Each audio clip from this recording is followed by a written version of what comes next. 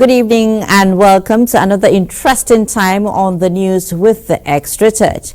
It is a 90 minutes of events that will inform, educate and entertain you, keeping you glued to your television set without realizing it. Well, tonight we begin with good news for high flyers as Senate directs the Central Bank of Nigeria to pay up blocked funds to airlines, and that will reduce high cost of air tickets. Still on the National Assembly, House of Representatives receives presidential request of $800 million loan facility from the World Bank to improve the lives of vulnerable Nigerians. We also have a cheering news from the information and communications technology sector as Nigeria ranks first among Africa's countries to launch a national blockchain policy. You will get to know the benefits. Still on Africa, the 14th ordinary session of African Union of Broadcasting seeks ways of meeting contemporary media needs in the continent, quantity and transmission, and also the quality and more accolades for the Nigerian Television Authority, Africa's largest television network, as it backs impactful media and Newscaster of the Year awards. It is a maiden edition of the Nigerian Broadcasting Awards, organized by the Broadcasting Organizations of Nigeria. Ornament plants, yes, they adorn the streets and homes of many people. Use them as landmarks to identify particular locations. But who maintains them? That is the question. We will bring to you details. Now, have you been to Maiduguri, the capital of Borno State? If yes, you must have heard of popular delicacy among the Canaries called Ngajibiski or Brabisco in Hausa. Well, tonight we will showcase the taste of the sumptuous meal you will not like to miss, and talking health. As resident doctors embark on a 5-day warning strike, health practitioners also want Nigerians to know their numbers to avoid falling victims of the silent killer. These and more form parts of our lineup tonight. I promise you it will worth your while. After all, the taste of the pudding is in the eating. I am Fatima Umabuba, and this is News Extra. You're welcome.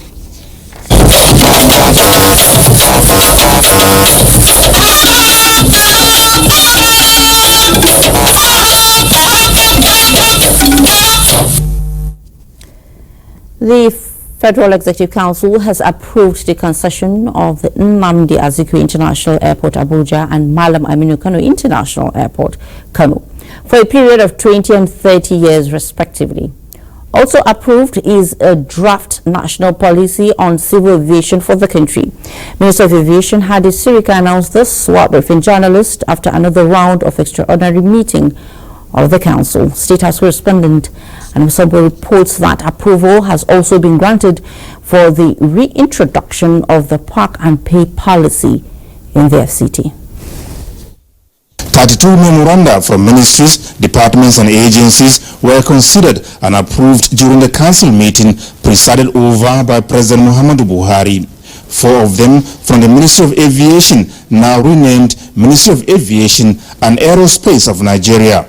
The Minister Hadi Sirika, who announced the approval for the installation of airfield ground lighting system in Lagos and the purchase of Zaria Hotel for the Nigerian Civil Aviation College, said the concession of Abuja and Kano airports, as well as the new National Civil Aviation Policy, are critical for enhanced service delivery. So the total amount of money that is coming accruing to government is $700 million for Abuja, and then $97.4 million for Kano. Put together is about $800 million, and this is equal to the amount of money that we borrowed to do those 4 airports. This draft civil aviation policy is geared towards opening up the industry in line with the EU Agenda 2063 to integrate Africa through civil aviation and to promote entrepreneurship. For the Ministry of Water Resources, approval has been granted for the resuscitation of the Middle Ogun Water Scheme in Oyo State,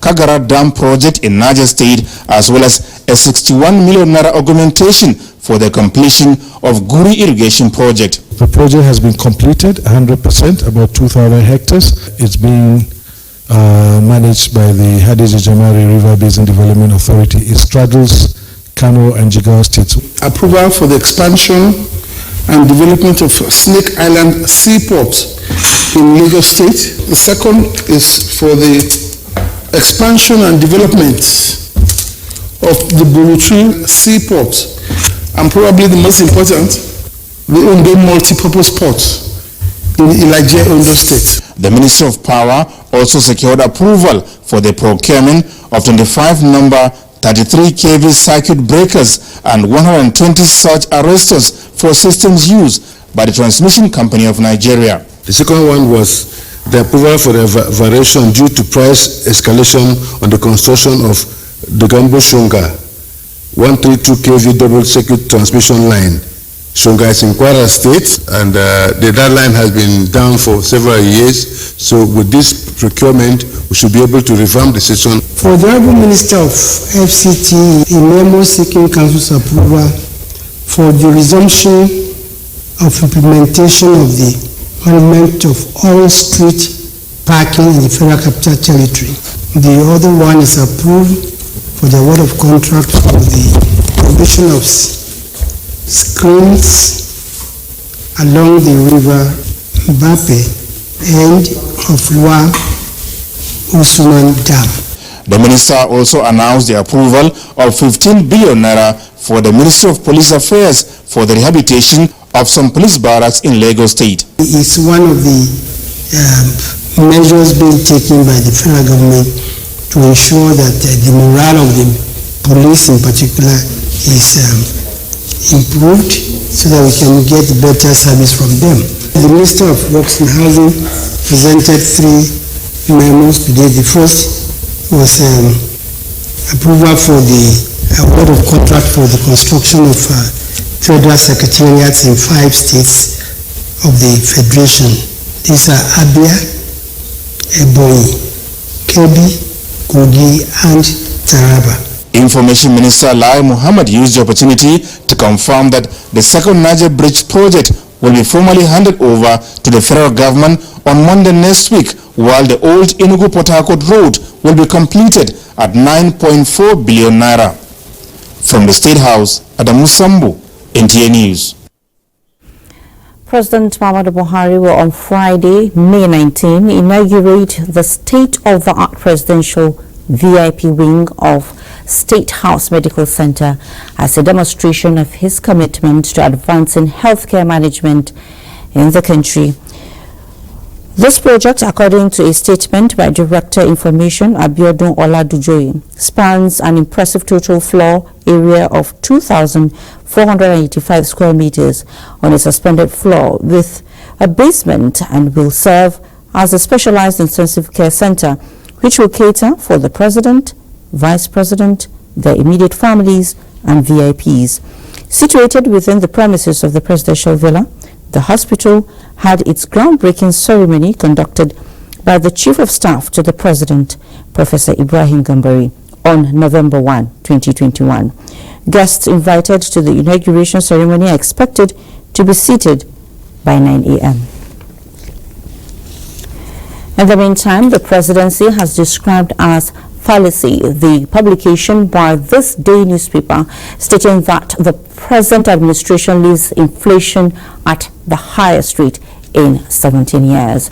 A statement by the Senior Special Assistant to the President, Media and Publicity, Gabriel, who noted that high inflation is a worldwide challenge and no nation is immune to it since the global economic turndown triggered by the COVID-19 pandemic.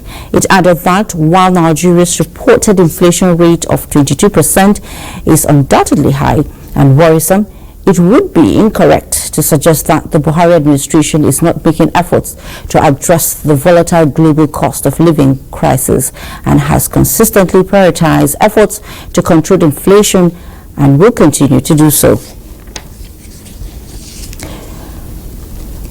Science says every action has equal opposite reaction. One of the fallouts of increasing airlines' blocked funds in Nigeria is the high cost of tickets. In reaction, Senate is urging President Buhari to direct the Central Bank of Nigeria to pay up these block funds. National Assembly correspondent Ignatius Nko reports. Since January 2021, it has become difficult for airlines in Nigeria to repatriate their funds to support their operations.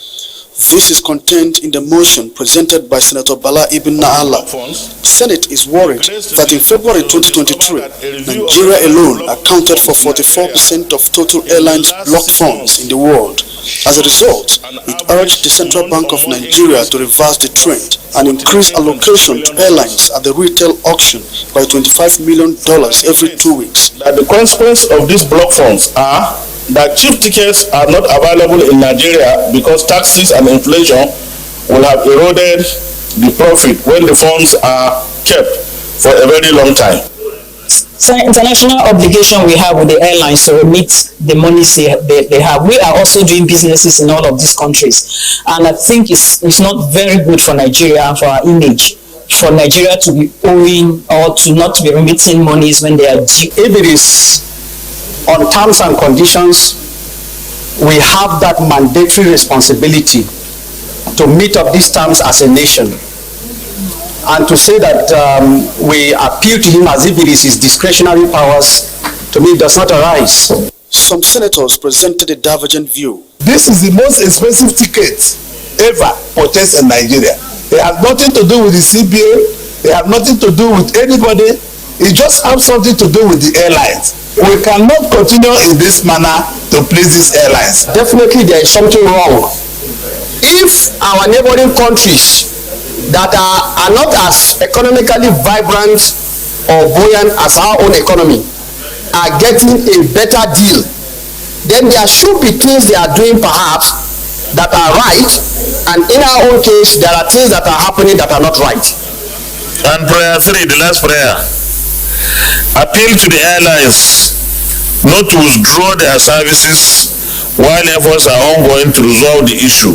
Senate concurred on 6 bills. These include the Evidence Act Amendment Bill and the Federal Road Safety Commission Training Institutions Establishment Bill. A bill for an act to establish the Federal Road Safety Commission Training Institutions as capacity building institutions for training in road traffic administration and safety management, provide professional training for members of the Corps, and for related matters 2023 third reading taken, and this bill is also passed.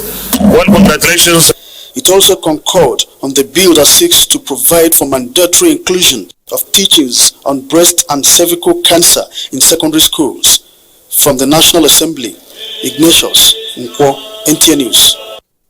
Well, still on legislative matters, the House of Representatives has received presidential request to approve an $800 million United States dollars loan facility from the World Bank for the benefit of more Nigerians under the National Social Safety Net program. If approved, 10.4 million poor and vulnerable households are expected to benefit from the intervention. National Assembly correspondent Lani Ali reports. In the communication read by House Speaker Femi Gbajabiamila, the President explained that the $800 million loan facility to be secured from the World Bank has the consent of the Federal Executive Council. It will be used to finance and stimulate activities in the informal sector to improve health, nutrition, education, and human capital development. The Federal Government of Nigeria, under the conditional cash transfer window of the program, will transfer the sum of 5,000 naira per month to 10.2 million poor and low-income households for a period of 6 months, with a multiplier effect of about 60 million individuals. The House was also in receipt of another communication notifying the lawmakers of the transmission of the Federal Fire and Rescue Service Establishment Bill for consideration and passage. Meanwhile, the House has adjourned plenary to Tuesday, 23rd May 2023, to enable returning House members focus on the ongoing induction of members of the 10th Assembly. This followed a point of order by Representative Isiaka Ibrahim from the National Assembly. Lani Ali, NTA News. And the minority caucus of the House of Representatives has endorsed the APC decision on the 10th House leadership. This is in furtherance of its resolve to play a leading role in the incoming National Assembly leadership formation. National Assembly correspondent Abdullahi Aminu has that. I do move for a motion to adopt Honorable Tajuddin Abbas of APC to stand as a speaker and to win by his grace. Along with Honorable Benjamin Kalu as deputy speaker. I hereby second the motion. Those in favor of the motion say aye.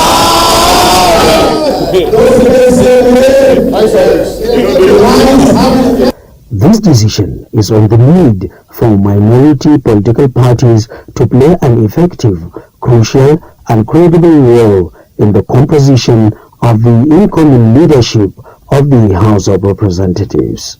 We have found in the two persons of Tajuddin Abbas and Benjamin Kalu a leadership that will allow for fairness, equity, as well as provide equal platform for all political parties represented in Parliament to have a say in the running of the legislature and expression of alternative views on issues of public interest. Meanwhile, another minority forum calling itself Greater Minority of the Minority in the House of Representatives has resolved not to contest the position of Speaker and Deputy Speaker. The minority members assured of their resolve to remain united with the view of providing vibrant and credible opposition towards achieving good governance in the country. From the National Assembly, Abdullahi Aminu, NTA News. The ambition of Mukhtar Betara for the position of Speaker of the would-be 10th National Assembly House of Representatives has received home support. Conference of Southern Borno Development Associations at a media briefing in Abuja has appealed to stakeholders to jettison some micro-zoning of principal offices and allow free and fair contest. Salihu Ganara will tell us all about it. Despite their share of the top political office in Kashim Shettima as the vice president-elect from Borno State, because we have never done that, stakeholders from Southern Borno like Oliver Twist are yearning for more opportunity to lead in the legislative arm through Mukhtar Betara, who is aspiring for speakership. Betara is a stickler for good governance and pursuit of excellence in all his endeavors, a great adherent to the rule of law and due process, as well as believer in national and grassroots development. Honorable Betara Ali as Speaker, the House of Representatives will have the leadership it deserves. We are not looking for name, we are not looking for position, but we are looking for who will come and work for us, who will develop our place, and who will make impact in Nigeria. It is democracy. Incidences before, I don't have to mention, you know it, where, for example, the vice president and then the speaker were all from the same area. So there's no problem about that, you know, and it will not be all the time. It was a unanimous decision here that the 10th House of Representatives deserve an experienced and competent leader. Stakeholders here believe Mukhtar Betara, who has been a member in the House of Representatives, possessed requisite experience to serve as Speaker in Abuja. Saliu Gwanara, NTA News. And as the 9th National Assembly winds down in a few weeks' time, the 10th Assembly is geared towards having a new page of executive legislature relation for national interest. National Assembly correspondent Mohammed Rabiu Ali spoke to some of the new and returning lawmakers on the expectations of the 10th Assembly. We are coming to add value and we are coming to make a difference. We are coming to set the National Assembly for the greater need of the Nigerian people. The expectation of my constituency is also huge. My prayer is that it should not be an assembly that will be at war with itself and should not also be at war with the executive. Because what happened previously where we didn't have national budgets in 6 months didn't help the country, didn't help the economy. When two elephants fight, the grass suffers. So I want a legislature that is headed by people who mean well. I believe Nigerian people are going to have the dividend of democracy under this our legislative house. Together, we can jointly work for the progress, unity of this our great nation, which I believe that is something that has to be done. Definitely, I'm hoping that we can get to appreciate that at the end of the day, the only thing that we can do is to make the difference so that the ordinary man on the street can feel the impact of governance. If Nigerians will expect a lot of results, because when there is a strong and good oppositions in the chambers, the leaders will also be careful and remember whatever they are going to do. Our attention will always be for the general interest of the country.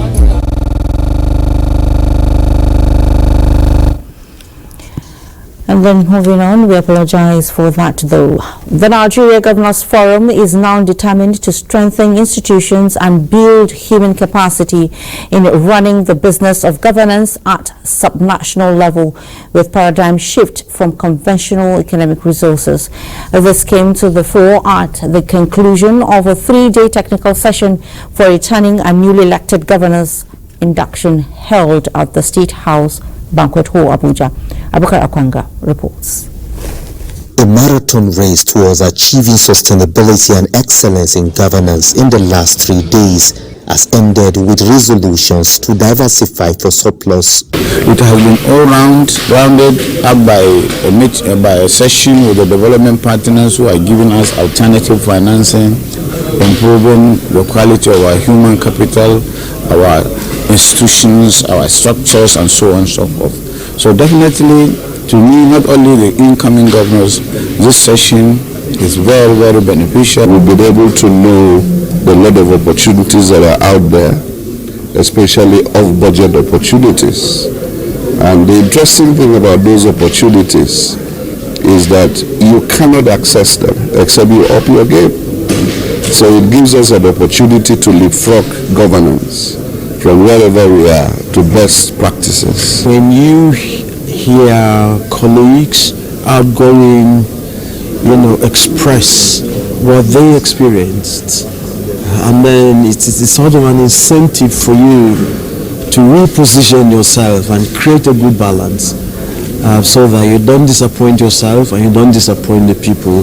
What I'm sure of is we have to be careful on the debt for the country, for our states, because it may have some negative impact on the economy, and because it's just a matter of analysis. There is no so wrong to borrow to develop, but it's wrong to borrow to spend uselessly.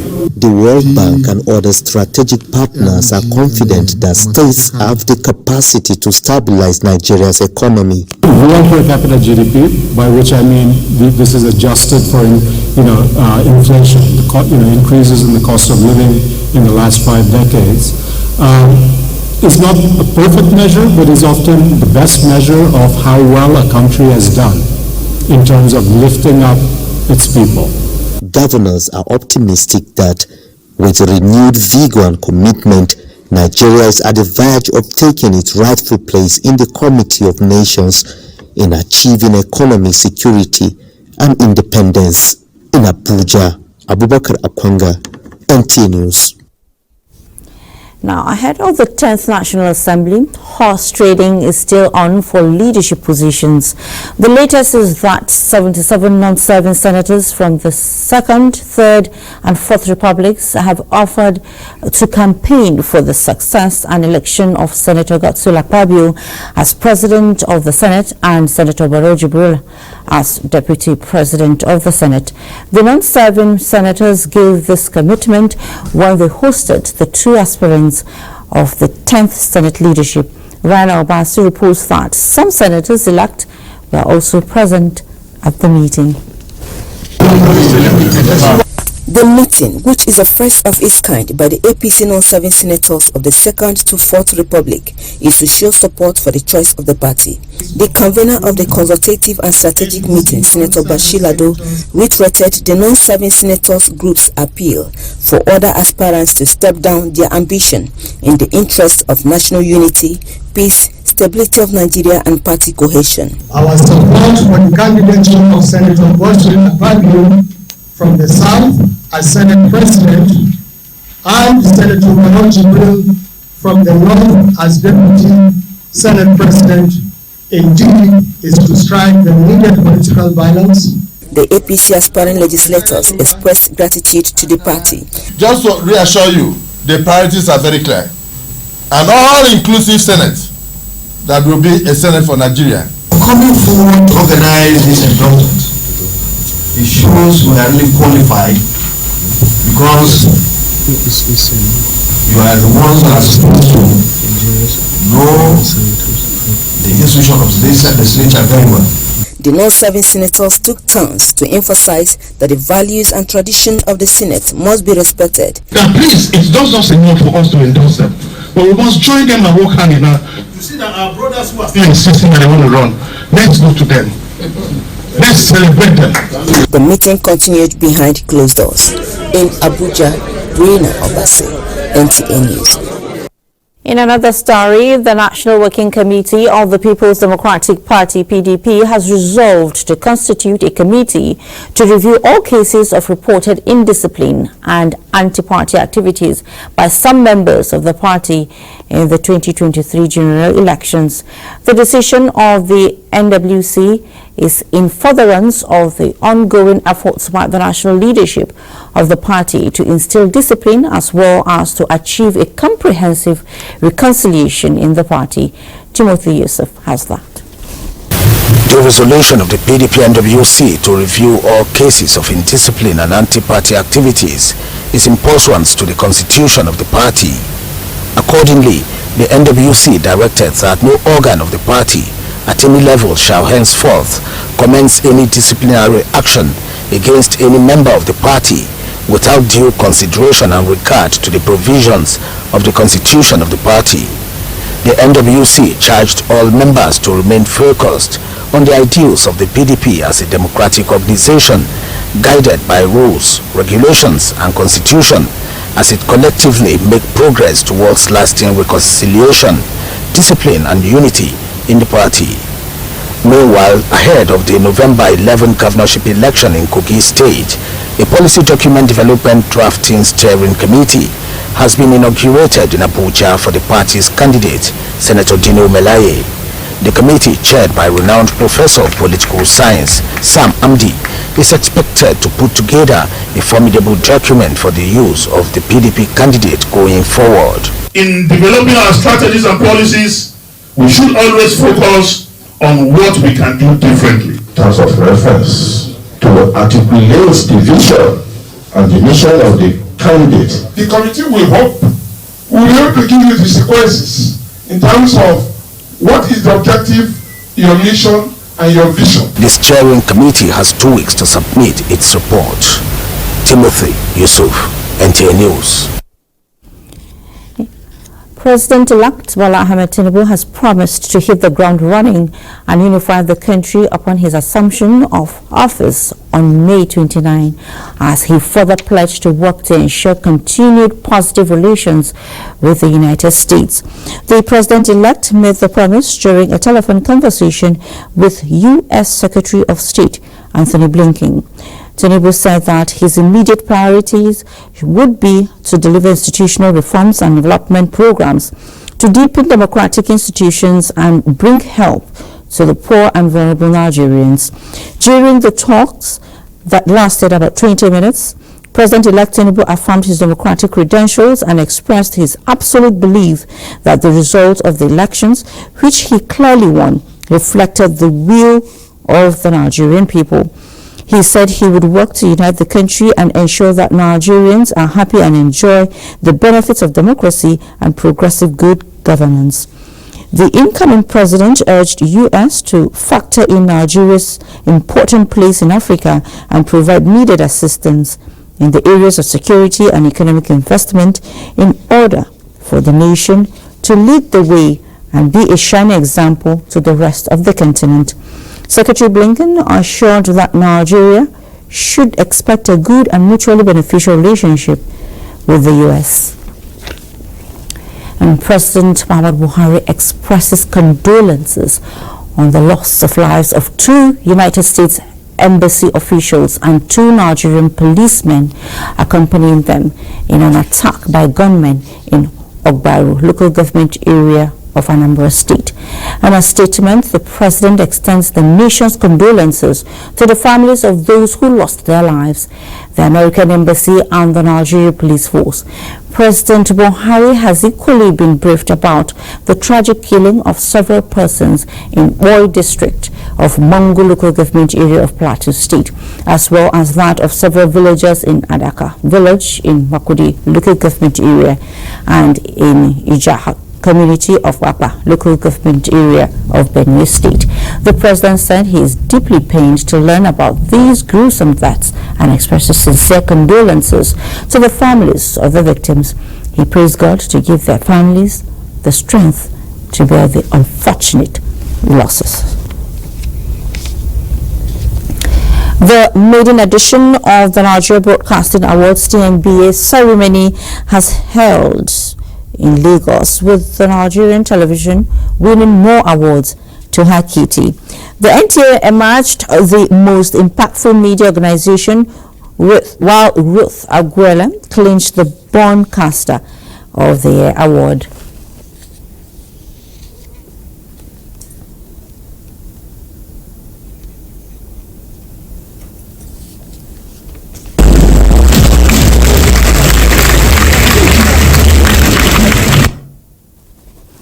The award organized by the Broadcasting Organization of Nigeria is aimed at rewarding excellence and professionalism in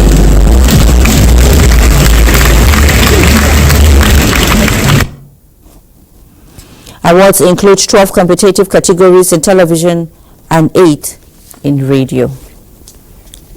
Well, congratulations to us, the NTA. Inspired by global trends and digital broadcasting, the African Union of Broadcasting, AUB, is exploring opportunities to bring operations of its members up to standards to meet contemporary media needs in terms of content, quality, and transmission. Onegefan Face reports that meeting these needs is the focus of the AUB 14th Ordinary Session ongoing in Abuja. Rhythm, rhyme, and a dose of smiles. The Swange dance is energetic and almost sensual.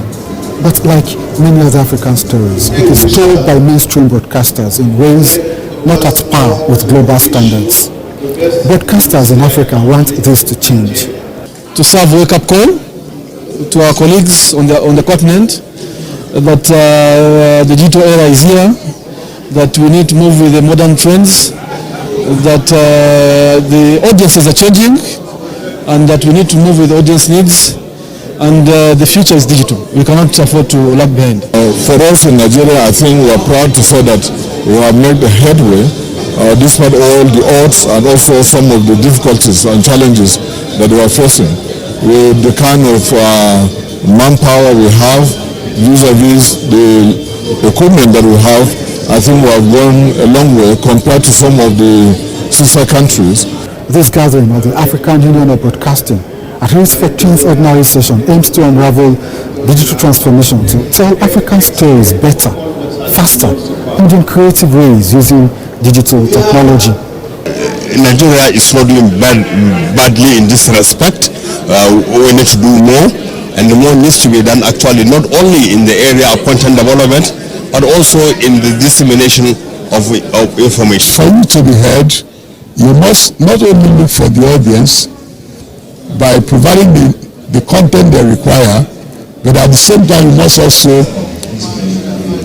upgrade your equipment to meet up what they are looking for. Otherwise, you get perished. The landscape has been transformed because of digitalization. And this has posed challenges to all of us as broadcasters.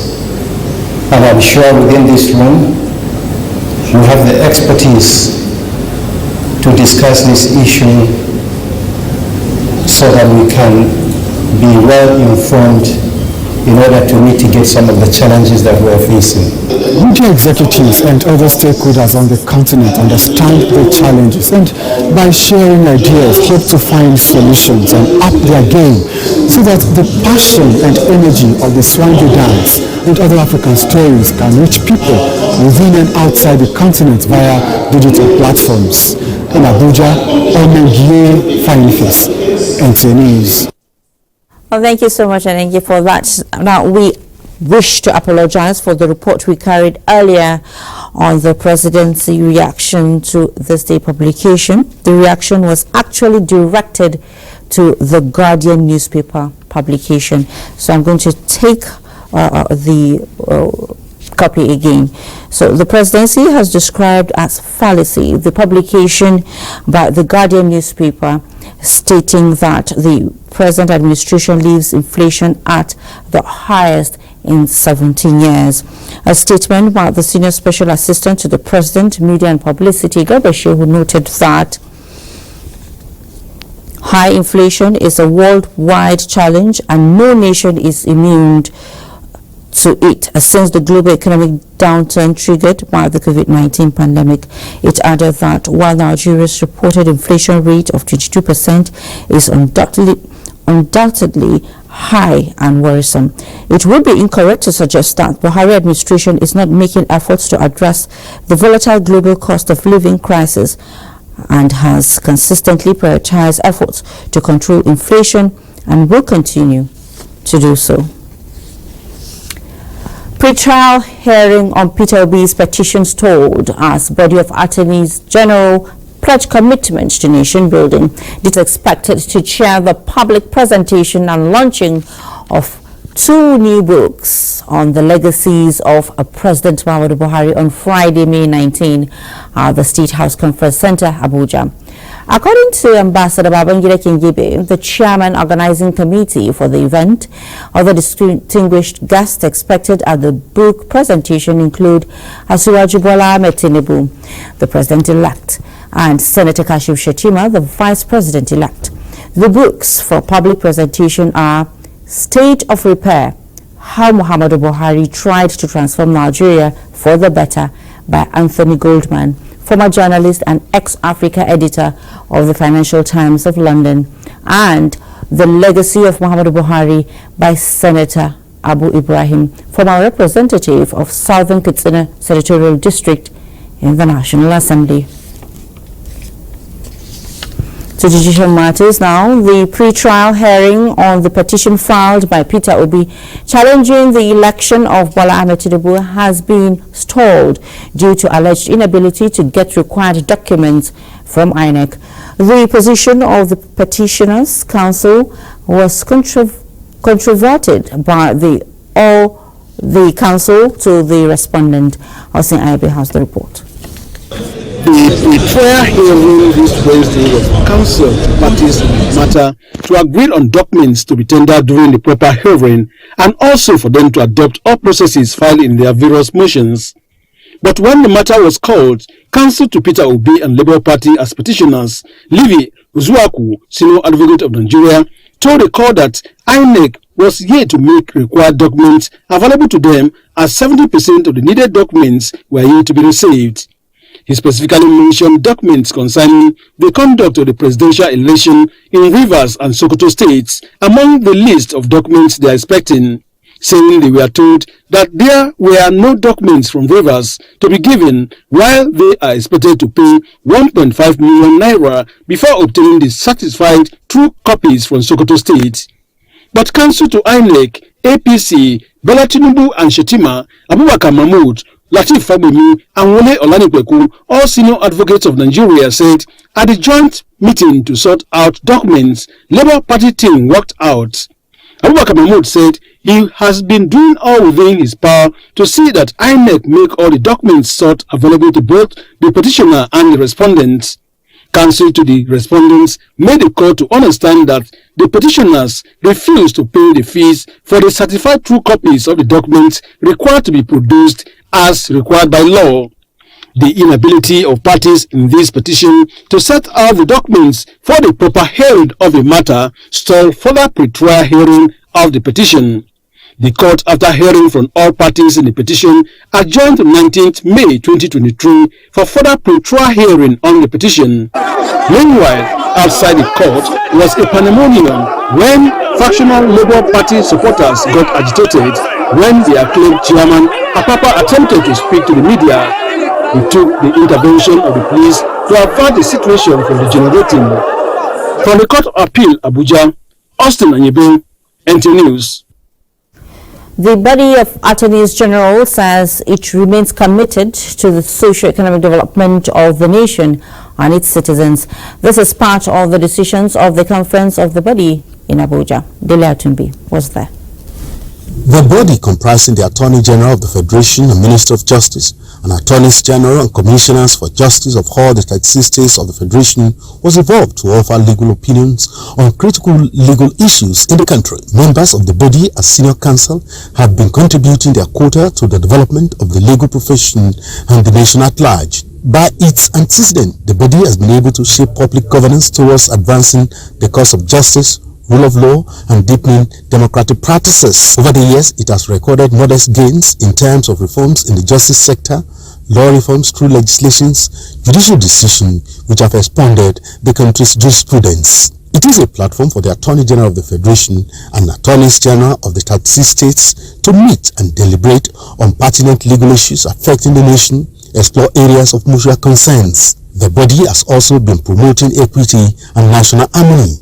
I can say with all sense of responsibility that we have strived within humanly possible limits to discharge meritoriously the honors and duties of the provisions of leadership which Providence bestowed on us as Attorneys General. Going forward, disputes between the states and the Federation would be handled in the manner we have done in this last couple of months towards the end of this administration. For some members of this body, this conference is likely to be the last official platform for them to meet as the chief law officers of their various states.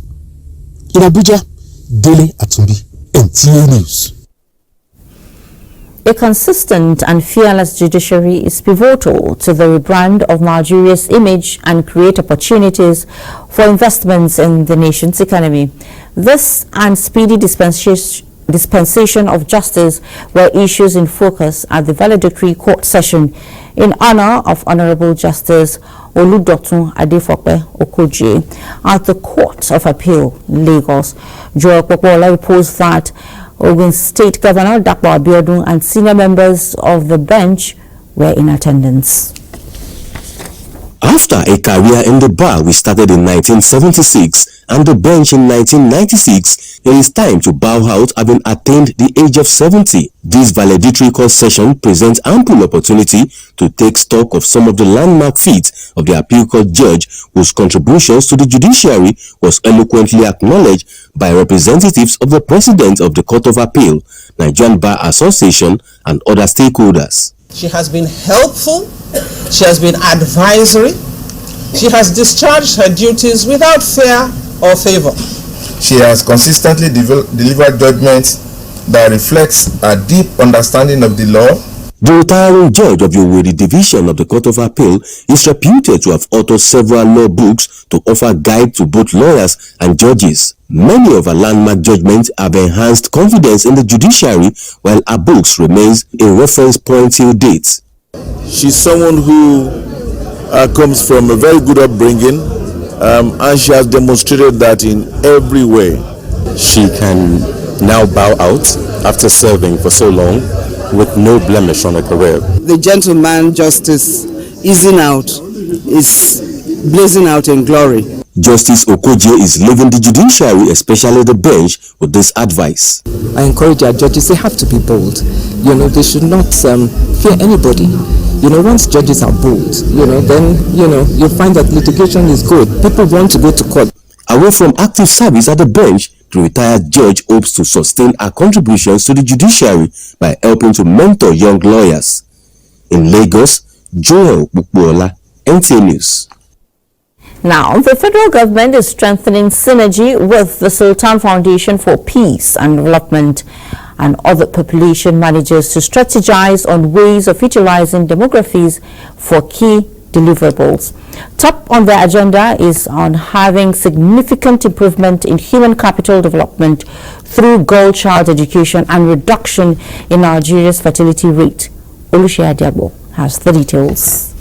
I started my quest into this way back in 1998, and as we speak today, I have 5 schools. The Emir of Arugungu, an ancient town in Kebbi State, explaining how he has developed his influence to foster education for all children in his domain.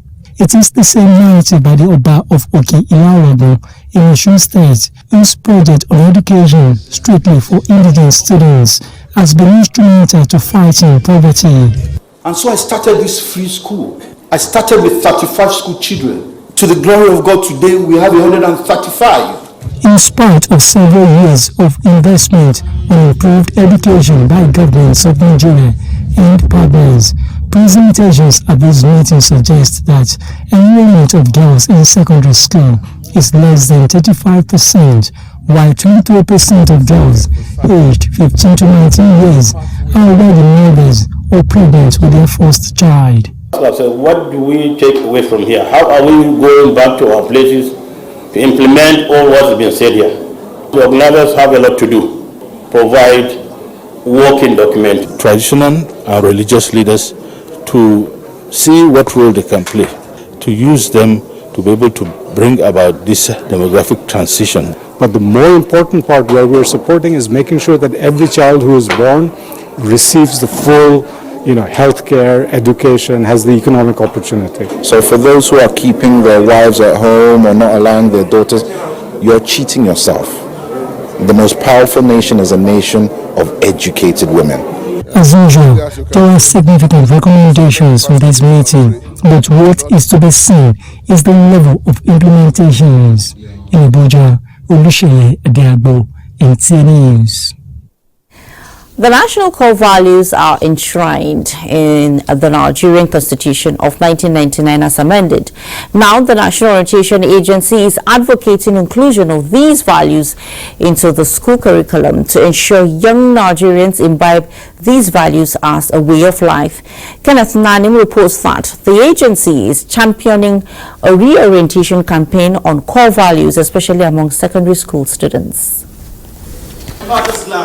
This is my mother's land. This is my land. Discipline, integrity, dignity of labor, social justice, religious tolerance, self-reliance, and patriotism are the 7 national core values, and every citizen is expected to internalize and reflect them in his or her daily activities.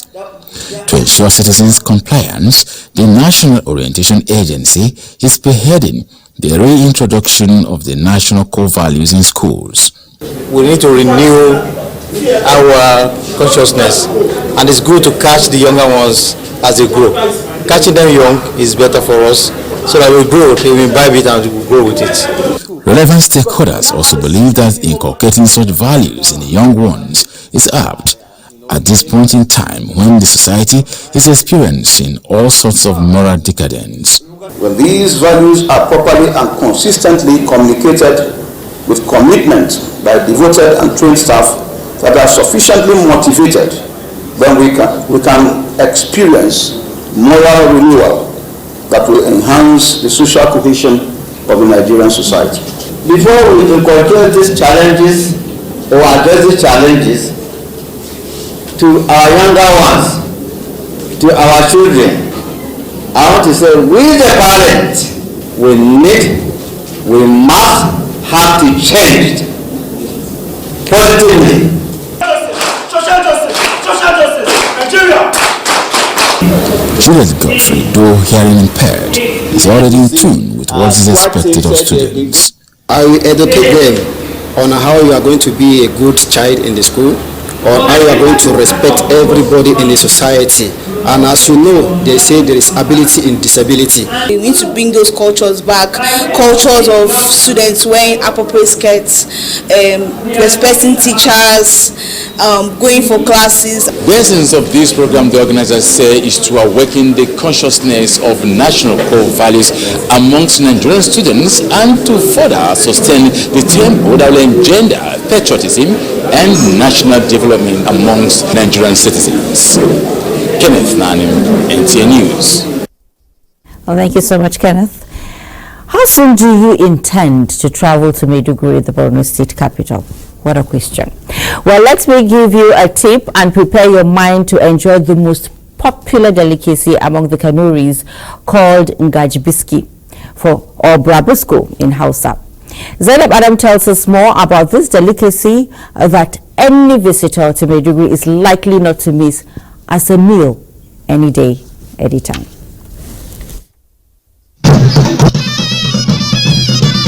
Brabisco is one of the ancient foods associated with the Kanuris, made from maize, wheat, rice or millet, among other grains. The name Brabisco was coined from two separate words in Kanuri, Bura meaning silos, while Bisco stands for eat, hence connoting the word we eat from the silos. The granular delicacy, which is called biski in Hausa, can be served with baobab soup, okra soup, mambi, moringa soup or vegetables, among others, when cooked.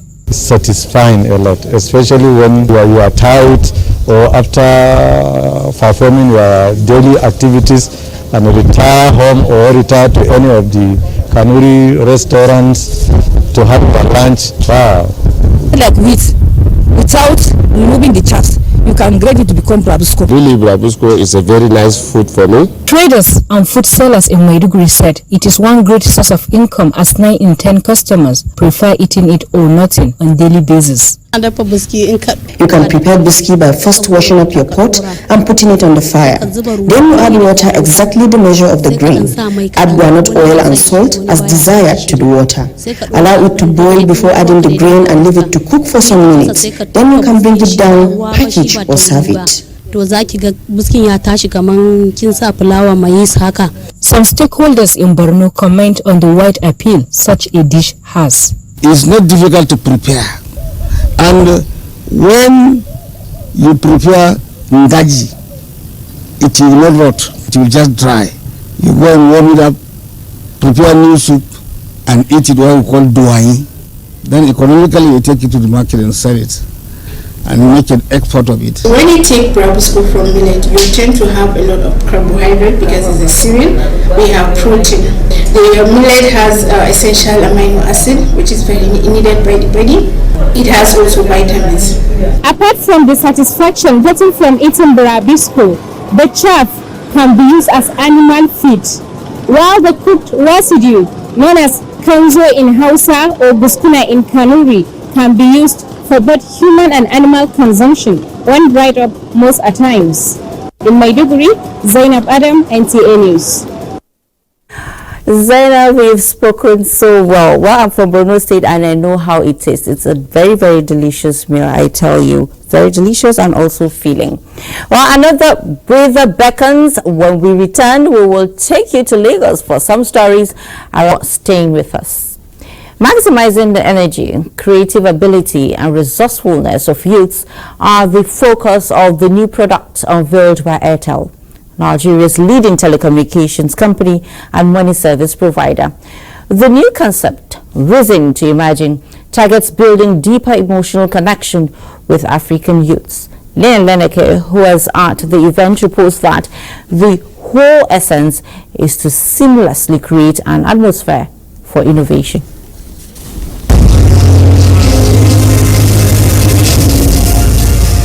The Reason to Imagine is a platform designed by the telecommunications giant to boost the potentials inherent in youths with a view to achieving their youthful dreams.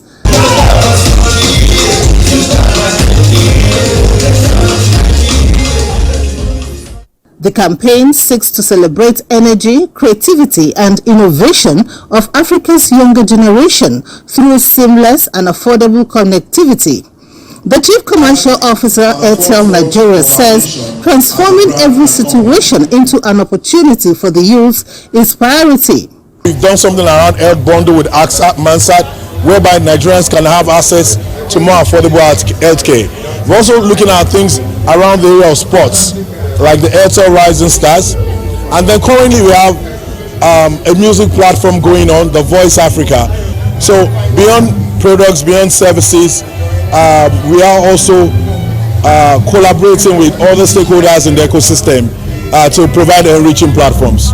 The Chief Executive Airtel Nigeria, Carl Cruz, believes the campaign is reaffirming Airtel Africa's commitment to advancing the progress of Africa's most cherished assets, which is the young people. It's our ability to engage the consumers, and it's our ability to actually touch their lives that makes us unique in this particular industry.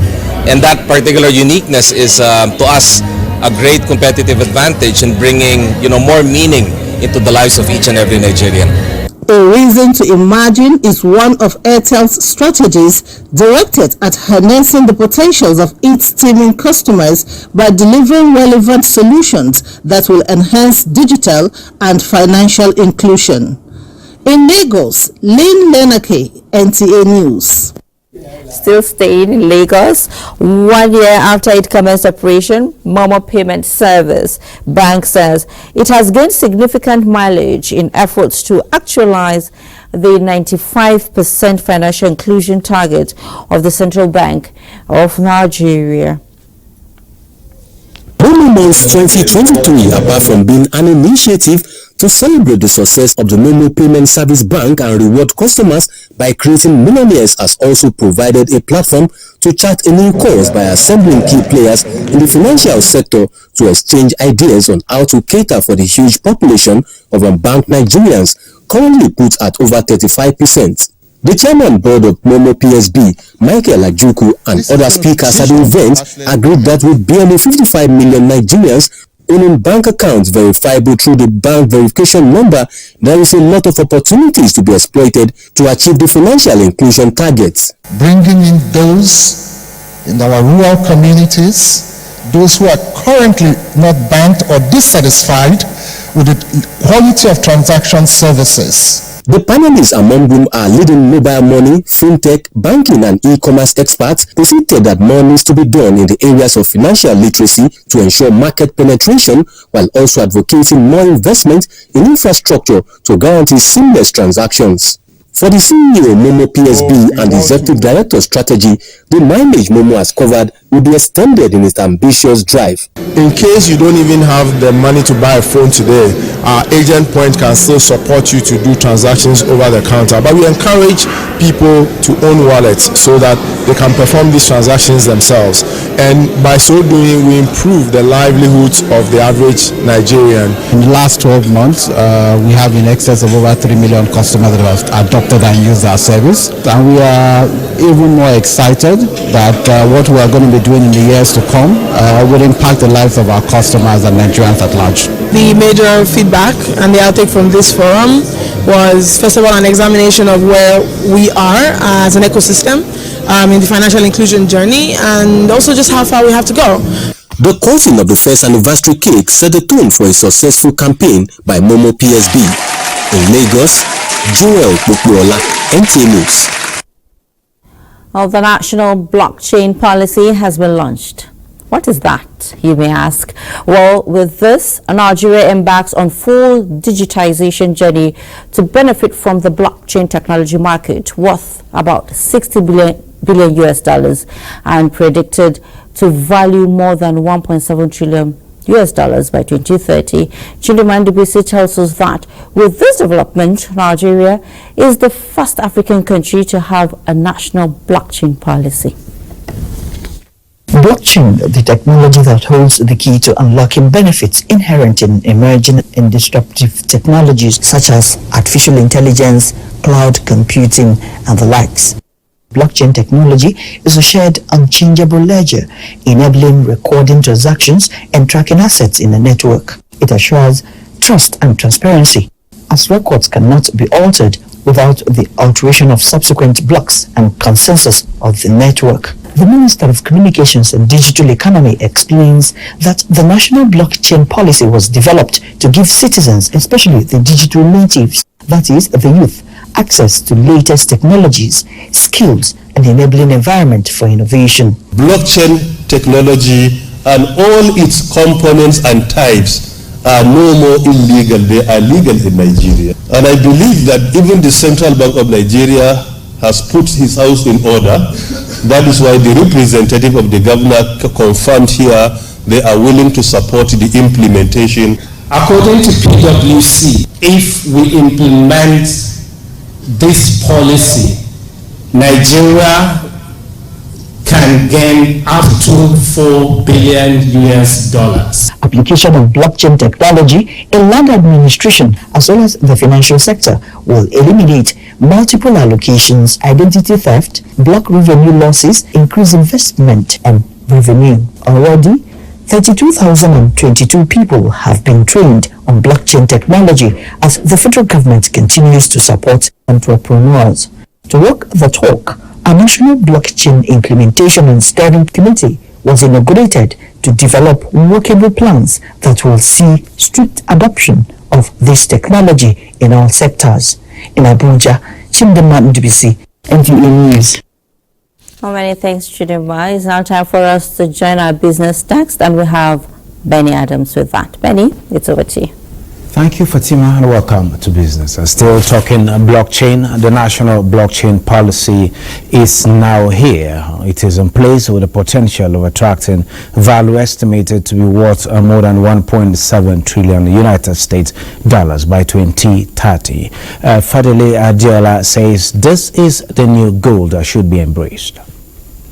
Nation has taken steps through this policy to actually put in place the necessary guidance, the necessary laws, the necessary risk management framework, the necessary collaborations. And European stocks close lower with U.S. debt ceiling talks in focus, just as Asia markets mixed as investors digest economic data from the region. Nekauko has more on the global market update. The French CAC was down 0.14% in early trading. Asia-Pacific markets were also mixed as investors digested economic data from Japan and Australia. Hong Kong stocks saw a sharp sell-off in its final hour of trade, with Hang Seng Index trading 2% lower, while Japan's Nikkei 225 bucked the trend and rose 0.84%, exceeding the psychological level of 30,000 and closing at 30,093.59. U.S. stock futures rose Wednesday as investors awaited news of development in the negotiations between congressional leaders and President Joe Biden on the U.S. debt ceiling. Back home in Africa, stocks traded slightly higher in midweek trade, with most of the markets in green, while Namibia's overall index and Morocco's free float index ticked down. And in Nigeria, equities market rises further by 0.31% as investors gain 81 billion naira. At the end of today's trading session on the exchange, a total of 680.8 million shares in 6,666 deals, corresponding to a market value of 7.9 billion naira, were traded. Compared with the previous trading day, which was Tuesday, May 16, today's data shows 18% improvement in volume, 16% improvement in turnover, and 9% improvement in deals. The current market capitalization is 28.6 trillion naira. Fidelity Bank recorded the highest volume of shares, followed by Access Holdings and Transcorp Nigeria. That is business news. News Extra does not give sufferers any specific signs or symptoms. Reports say 4 out of every 10 adults in Nigeria are hypertensive. As disturbing as this may sound, simple blood pressure control has been proven to reduce the risk of stroke and heart attack by 40% and heart failure by 25%. Uche Ogochukwu reports that the Nigerian Cardiac Society has launched a two-year campaign, Know Your Numbers, to increase awareness on hypertension. Awareness of an individual's hypertension status is said to be the start point of controlling it and by implication avoiding complications associated with this silent killer. Findings show that in Africa, close to 40% of adults aged 30 years to 79 years are hypertensive, and only a quarter of this number are on medication. In the hospital where I work, almost every day we have multiple people coming in with stroke and heart disease, and preventing it will go a long way. Experts say many sufferers of the disease are not detected as they do not go for checks, even though diagnosing hypertension is one of the simplest medical procedures. Quite all right, I think last year. Not as frequently as I should have checked it. The Nigerian Cardiac Society designed a campaign tagged Know Your Numbers to draw attention to the need for a multifaceted approach that involves individuals, communities and governments working together to address hypertension. To prevent the complication that comes with hypertension is to get to know your number. So that's why this program is important, to encourage the populace to get to know what their blood pressure is and associated risk factors like cholesterol, like blood sugar. Because something that you could use very minimal amount of money to do, until if you allow it to treat stroke, to treat heart failure, to treat kidney disease, the cost runs in millions of naira. The group advised that early detection through routine screening at all health service delivery levels is important, while calibrated and validated blood pressure measuring devices should be available in all health facilities. Uche Ogochukwu, NTA News. And the Corps Marshal, Federal Road Safety Corps, Dauda Alibiu, has directed the immediate recall of the patrol team that was captured on camera behaving in a manner tantamount to incivility against a member of the public within Egbeda Unit Command General Operation Area. In a statement, the Corps Marshal noted that the provocative act, as captured on camera, is a complete contravention of the Federal Road Safety Corps standard operating procedures for officers on patrol operations. The Corps Marshal therefore directed the Corps Intelligence Office as well as the Corps Provost Office to commence a comprehensive investigation into the entire circumstances that propelled the officer into the uncivil act. President Muhammadu Buhari commiserates with all Methodists in Nigeria and the diaspora on the passing of His Eminence, Prelate Emeritus Methodist Church Nigeria, Dr. Sunday Kofi Mbang. In a statement, President Buhari also extends heartfelt condolences to the Mbang family, in particular, the government and people of Akwa Ibom State, and the entire body of Christ in Nigeria and worldwide, noting that the late Mbang was indeed a spiritual person beyond the shores of his fatherland. The President recognizes Dr. Mbang's exemplary courage, forthrightness, wisdom, intellectualism, and selflessness in his over 6 decades of service to God and humanity. He enjoins all those who mourn the eminent statesman and church icon to take solace in the knowledge that Dr. Mbang lived a life worthy of emulation, and pray